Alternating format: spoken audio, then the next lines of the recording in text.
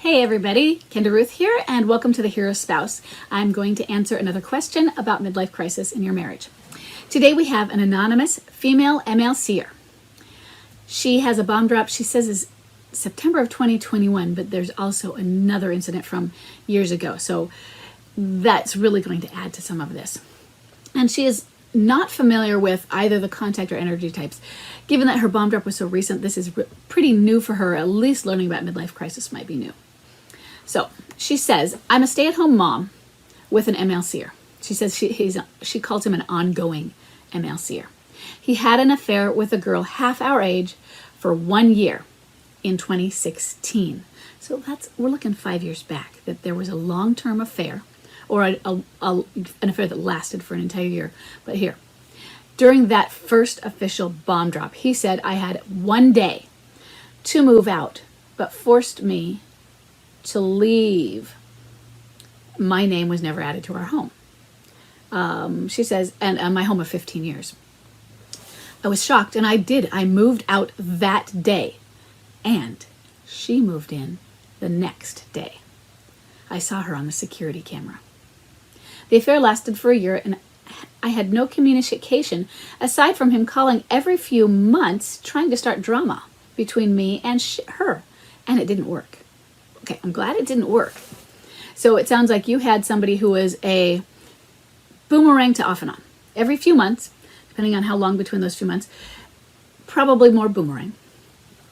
But as will learn later on in one of the next videos, is that a boomerang, there's a spectrum. They can contact you weekly. It can be once every 2 months. And it might depend on the quality and type of contact as well. The affair ended October of 2018. Okay, so we started in 2016. That sounds like it was 2 years, but you said earlier 1 year, so I'm a little off on that.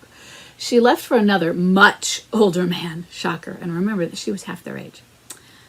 Shortly after, he begged me to come home and I became pregnant. He was back to normal for roughly a year, so to 2019. We're going to go to late 2019. And our son is now 3, and I'm afraid he's off the rails again, like when he met the OW. Okay, so the son is, what are we in? So the son was, so the timeline is a little bit off for me, because your son would have been born at the same time the affair ended, or did she leave him, but it kept going on and it wasn't fully ended until October, even though she'd left? That's a little off. He's staying out many nights, drinking until early in the morning, and has told me, I don't hate you, but I don't love you. He's home just to sleep and shower. He refuses any accountability or responsibility raising our son, who is his first child, and he claimed he left our marriage the first time because he wanted a family.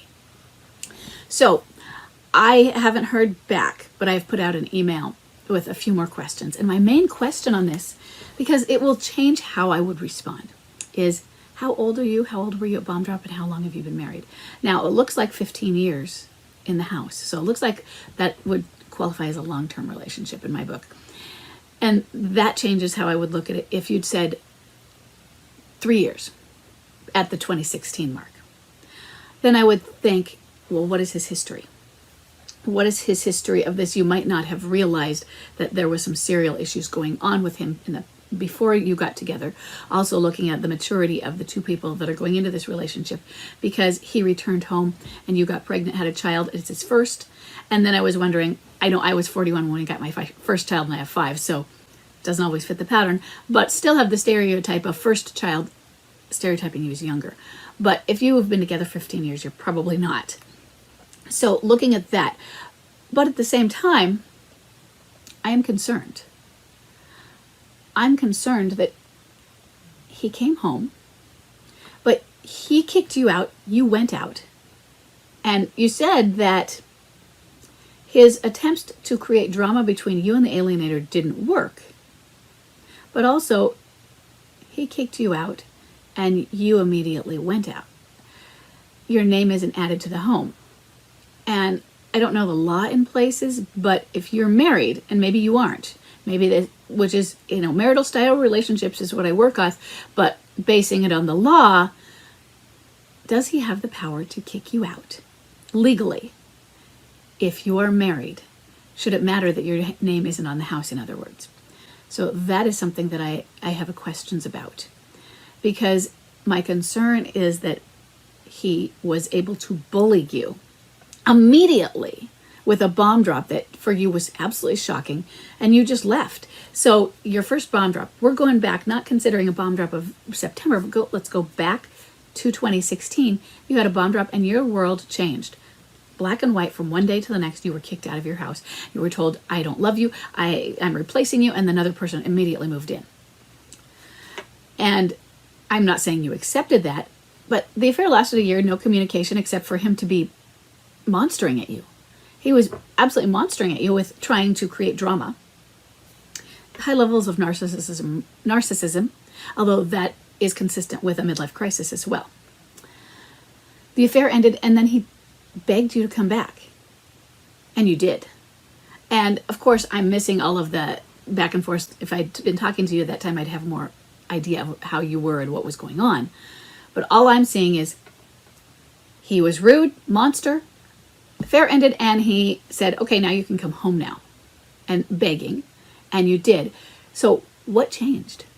What kind of therapy did you go to? And my guess right now, you're not describing that, is that there wasn't any. And so then my question comes to one of the questions that I warn people about, because we don't like it, but it's valid. And so I am not going to ask this question with the way that many people ask. It's a question for you to actually answer. Why did you return? Now, most people say, why did you return to him? Why did you go back? Don't you respect yourself? I'm not asking that. I want you to know that you're allowed to return to him. I support standing, but I do want to know what, because I'm concerned about underlying tones of abuse in this, that you returned to him. And that has me concerned. I'm not looking right now yet at a midlife crisis situation. And remember, I don't have the information. So that has me concerned. And then you, sounds like you immediately got pregnant. Now he has this more ties that bind. And now he's at least emotionally abusive. I didn't say physically, but emotionally abusive in the way he has been previously. If you didn't get in and heal to this, it sounds like there's some codependence that needs to be worked through with this situation. Because you returned and things were normal for a year, roughly a year. Well, that happens. Things return when we allow the status quo, when we don't bring up the issues. Would they have returned to normal had you insisted on healing and repair through therapy? In other words, would things have returned to normal, or you felt stable? Had you said, we need to heal, that means we need to talk about what you did to me. You need to stop doing those things. You need to face your sins and make amends. That doesn't mean that I don't make amends as well, and that I wasn't perfect, but he did something very big. Now, we see MLCers kicking people out, but it's not the norm. And it's not the norm that it happens that quickly.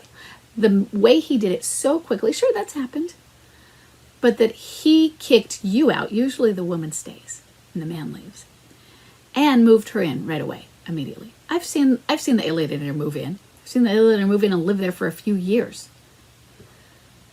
But it was so rapid, and this is an outlier situation. It's an outlier with a bigger escalation, more fast, more shocking than I see with the typical MLC bomb drop.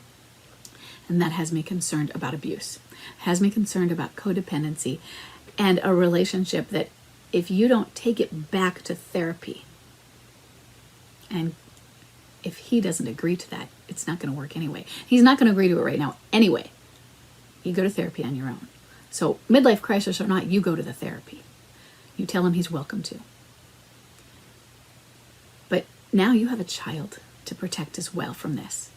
And I'm concerned. When I say abuse, let's redefine that as a high conflict relationship. And where's this threshold that we call a relationship high conflict versus medium versus low? I don't know. That might be subjective. Talk to a therapist about what that might be.